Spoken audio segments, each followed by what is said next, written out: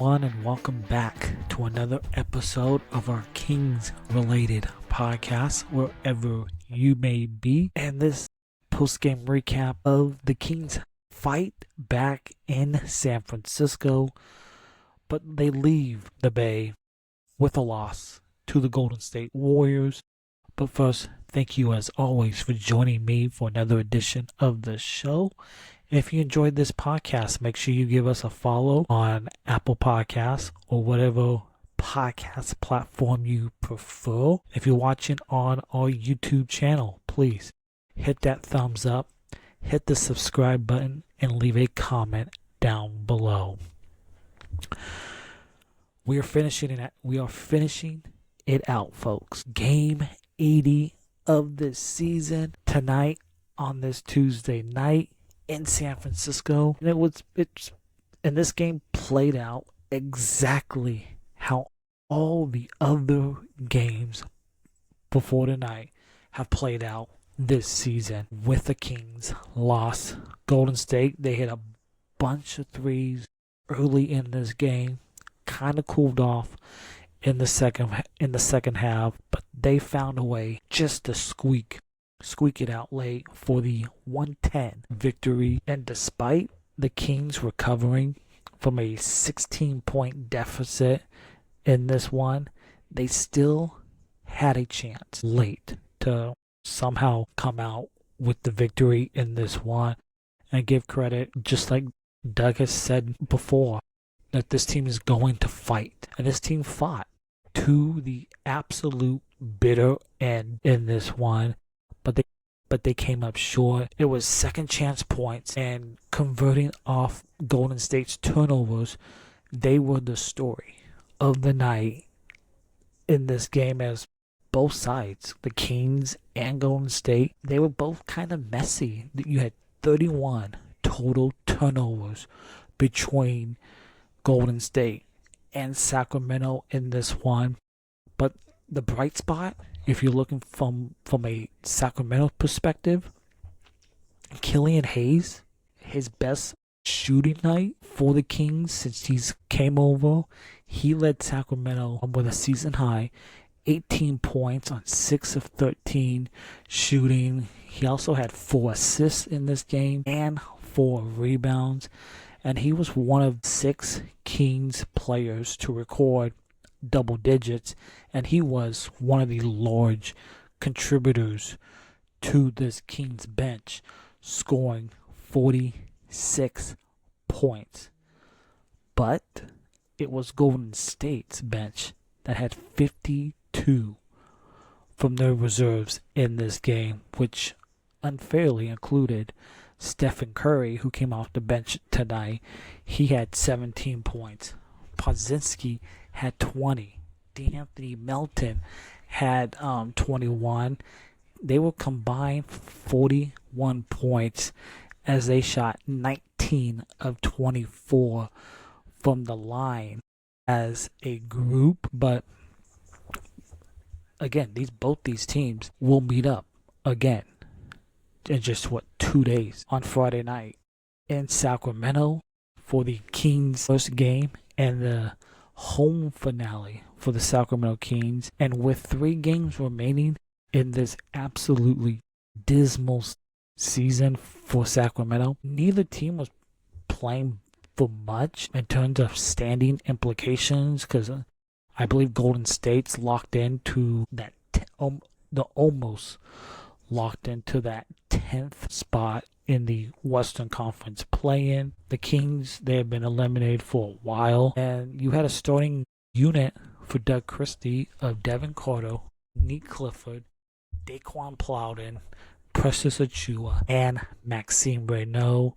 And that front court, along with Killian Hayes and Malik Monk, was going to be a crucial, with a lack of the traditional point guard depth in this game. Meanwhile, you had, of course, we know the laundry list of injuries that the Golden State Warriors have. Like they have been snake bit by their own injuries this year.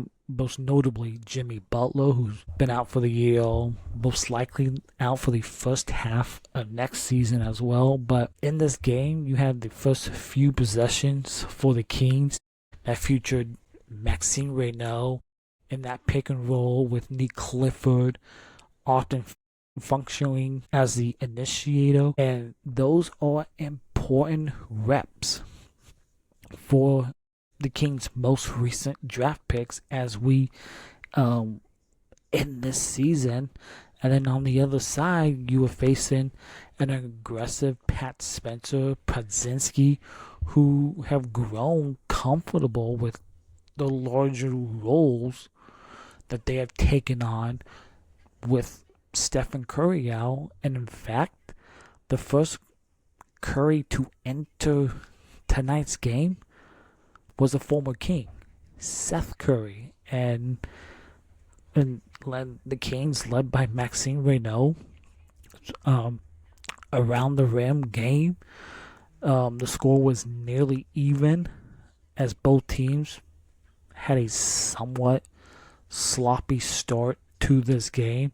Steph Curry entered as Golden State held a 13-12 lead with 6:24 left in the first quarter, I believe it was. You had Devin Carter was assigned the task of his best task of chasing down the former MVP throughout the countless off-ball screens. Plowden made his second triple on as many attempts before Curry's first look came after an offensive rebound. If you want to look at Steve Kerr and one of his weakness, like a weakness of Kerr's movement offense has always been the turnovers. Sacramento may have come into tonight with that in mind because they were notably active, creating deflections and attempting to force over that Golden State team. And at the end of the first quarter, Plowden had 6 points, Max was 7, and combined for 13 points as the Kings had a 1-point lead. After the first quarter, 16 of the points had come from within that painted area, with the bench supplying a solid bunch as well. But the Kings, they fell apart in that second quarter. And it was the turnovers, which have been the weakness of Golden State. Scoring off the opponent's mistakes has always been Golden State's strength under Steve Kerr. And after that, the Kings and the Warriors were trading buckets. The Kings began committing live ball turnovers in this game in that second. And that seemed to turn into triples for the Golden State Warriors on the other end of the floor. And perhaps the only more efficient three-point attempt in today's modern NBA is after offensive rebounds, which has been hurting Sacramento all season. And the Warriors, they got up to a comfortable 22-7 run.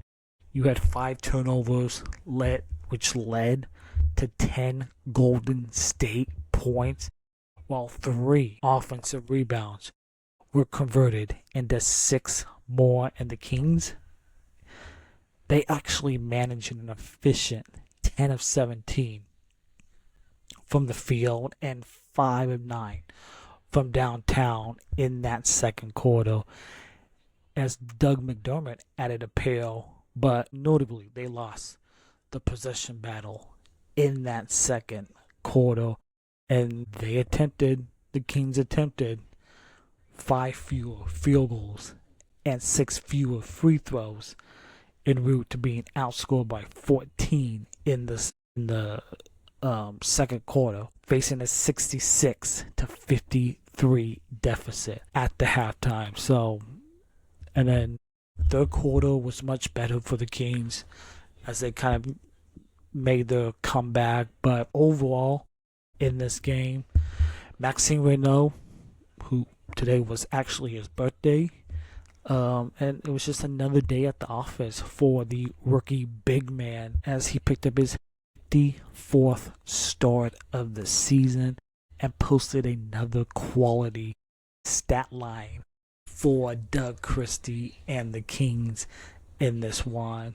26 minutes, 17 points, and 8 rebounds for the Kings again. Overall pick. Killian Haynes, as I mentioned, his best shooting night as a Sacramento King since they signed Nick Clifford. He didn't have a breakout game tonight, but he continues to show new aspects of his game. He struggled with foul trouble in this one, but also he had some nice takes to the basket in this one. He stuffed the stat sheet tonight. 12 points, 6 rebounds, 2 assists, and 2 steals for Clifford in this one. And two-way guy, Daquan Plowden, picked up his 5th start of the season with DeRozan sitting out this game tonight. And most likely, we won't see DeRozan for the next 2 games as we close out this season. But Plowden continues to show that he belongs in the NBA, and he's watching his 3-point percentage absolutely skyrocket as we close this season. 11 points and 3 for 6 shooting from downtown for Daquan Plowden. And Dylan Cardwell, a man on a mission. You know, when he plays, he wears his hard hat out there on the basketball floor, and his number one job is to be physical when he's out there on the floor for the Sacramento Kings and beat up on the other team and do the absolute dirty work. And he understands his role. And it doesn't always look pretty for Dylan Cardwell, but he's settled back in after a tough stretch post All-Star break.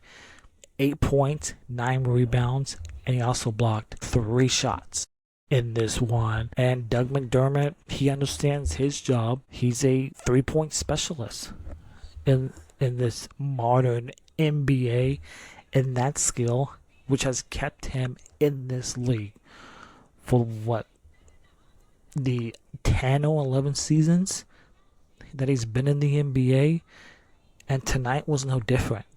16 points and 4 for 10 from downtown for Doug McDermott in this game. But the Kings, they lose a close one after fighting back from down 16 in this game. And they face the same Golden State team on Friday night in the G1C for their final home game of the season. And we will be back for another post-game recap following that game on Friday night, following the Warriors and the Kings. And that will do it for this episode of our Kings-related podcast. Again, if you enjoy this podcast, give us a follow on your preferred audio platform. We are a video podcast on Spotify and YouTube. So by all means, please catch the video feed.